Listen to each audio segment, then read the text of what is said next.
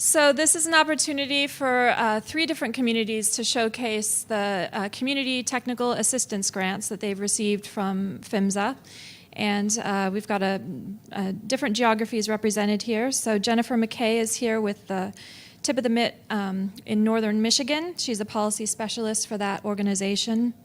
Rob McCullough is the Director of Infrastructure Programs for the Blue-Green Alliance. And then Jason Tiemann is here. He's the Director of Maritime Operations with Port Vision, and he's representing the Greater Lafourche Port Commission in Louisiana. So we'll just run through and we'll save about 15 minutes, hopefully, for questions and answers. If you can hold your questions for each of them till the end, and we'll address them at that time. All right, as she said, my name's Jennifer McKay, Policy Specialist at Tip of the Mitt Watershed Council. We received a TAG grant from PHMSA last October and have spent the year implementing it. The primary purpose was, as it says, the Northern Michigan Pipeline Education Project. So for everyone who's not familiar with the Watershed Council, we're a nonprofit. We were formed back in 1979. It was a collaboration of lake associations in northern Michigan working with the University of Michigan Biological Station that determined we needed a unified voice to speak on behalf of our lakes. And so we were formed. We currently have over 2,500 members representing every single state, as well as international members.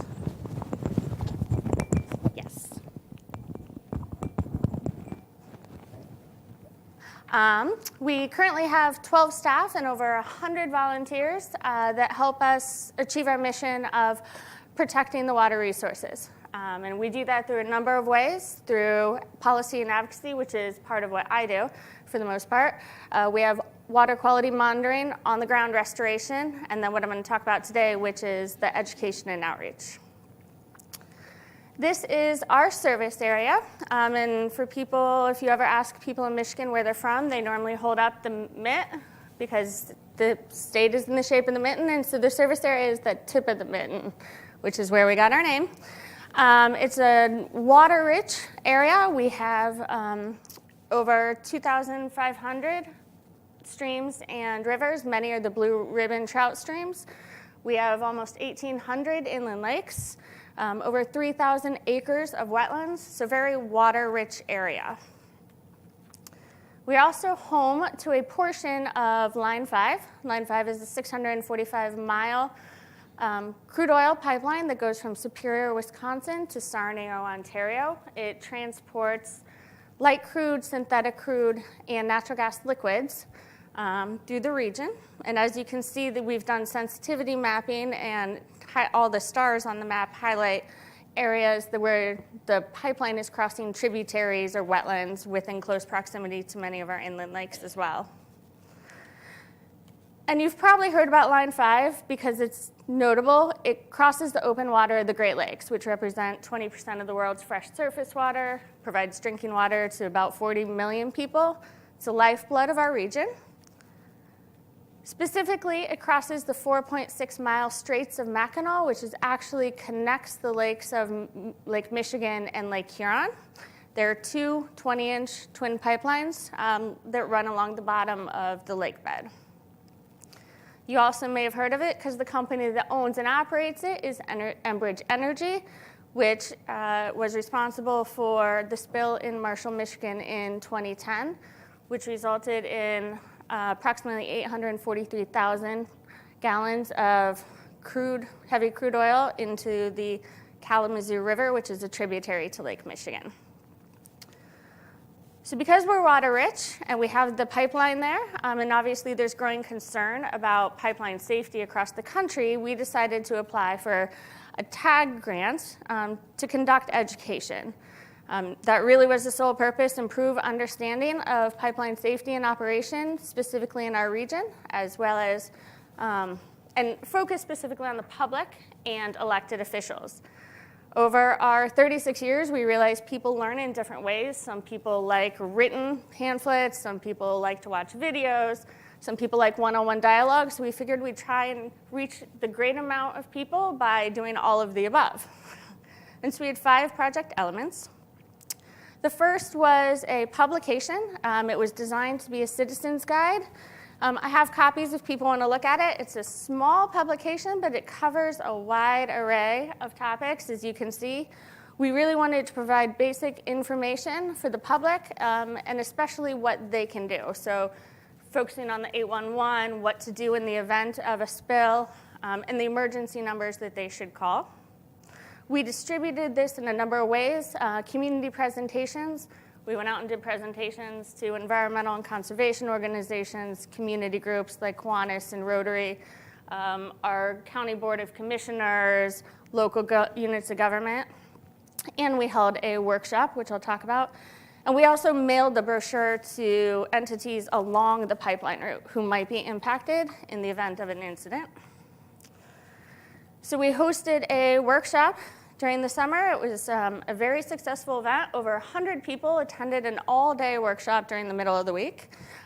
We had representatives from over 20 various agencies and entities, federal, state, local, tribal governments, community groups, environmental and conservation organizations, and then general citizenry. We actually brought in the experts that deal directly with pipeline operation, safety, emergency response, and spill planning. So our speakers were a whole host of subject matter experts from Enbridge. PHMSA came in. We had the US EPA, the United States Coast Guard, and NOAA.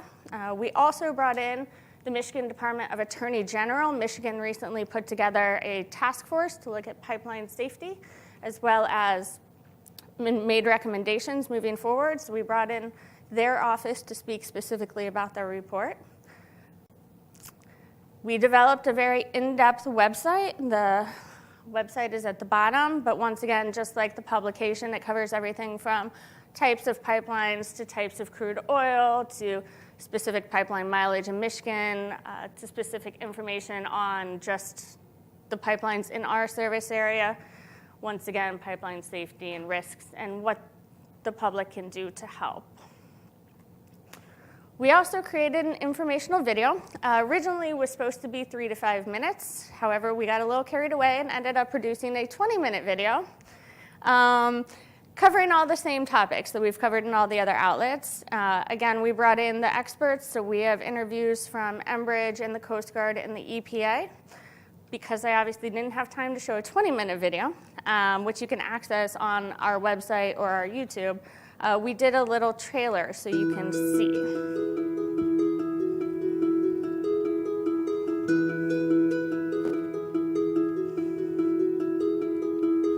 Pipelines. Pipelines are considered to be one of the safest and most efficient means of transporting commodities used to power our homes and businesses. However, they do come with risks. Pipeline accidents can and do happen. When they do, the results are often catastrophic. The consequences of a pipeline oil spill can be disastrous when they occur in our rivers, streams, lakes, or oceans. The important thing for us to all keep our eyes on is that the potential impact of a pipeline break in northern Michigan could be severe because of all of the sensitive ecosystems and the large number of rivers and lakes and water bodies in northern Michigan. So I think that's what we really need to be thinking about. Michigan is at great risk from a pipeline spill. After all, water is Michigan's most significant resource. The Great Lakes and inland waters shape our state, our lives, and our economy. The Great Lakes contain 1/5 of the world's fresh surface water and provide drinking water to 40 million people. Michigan is home to more than 11,000 inland lakes, 36,000 miles of rivers and streams, 5.5 million acres of wetlands, and 3,200 miles of shoreline. Michigan is also home to over 123,000 miles of pipeline. Line 5 is a 645-mile petroleum pipeline owned and operated by Enbridge Energy Limited Partnership. The line became operational in 1953 and carries approximately 540,000 barrels or 22.7 million gallons of light crude oil, synthetic crude, and natural gas liquids per day. What you have to look at when determining the longevity or the lifespan of a pipeline are many factors. The type of environment it sits in, the type of product that it carries, the maintenance records and maintenance history of the line. All of those things combined will help determine how long a pipeline is fit for service. Line 5 runs from Superior, Wisconsin, across Michigan's Upper Peninsula, through northern Michigan, down to the Thumb region, and over to Sarnia, Ontario. Line 5 most notably crosses the 4.6-mile stretch of the Straits of Mackinac, as well as under multiple rivers and streams, goes through miles of wetlands, and runs right next to many of our sparkling inland lakes. The Northern Michigan Area Committee has looked at that pipeline. We've rated at a low probability for a break, but a very high consequence. So it gives it a pretty high number. The biggest concern is we don't have enough resources in the area to respond promptly to a spill. You can help. Stay informed and get engaged. Visit our website for more information on how you can help protect the Great Lakes and Michigan from an oil spill.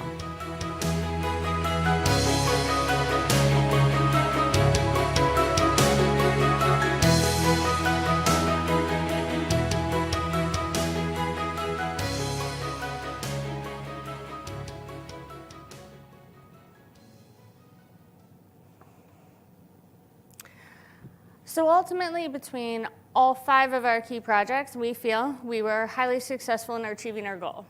We raised awareness, we educated a significant portion of the population in northern Michigan. I will say, just because we provided education and increased understanding, that doesn't mean people necessarily feel more comfortable with the fact that there's a pipeline running through the Great Lakes or right next to their home. In addition to providing information that will help people make better decisions and be better advocates moving forward, it also built a framework for future collaboration. And we've worked now with agencies. This is actually our sort of second year. This one was paid for by PHMSA. But each year it gets better, the interactions and the dialogue we have with the agencies. So thank you.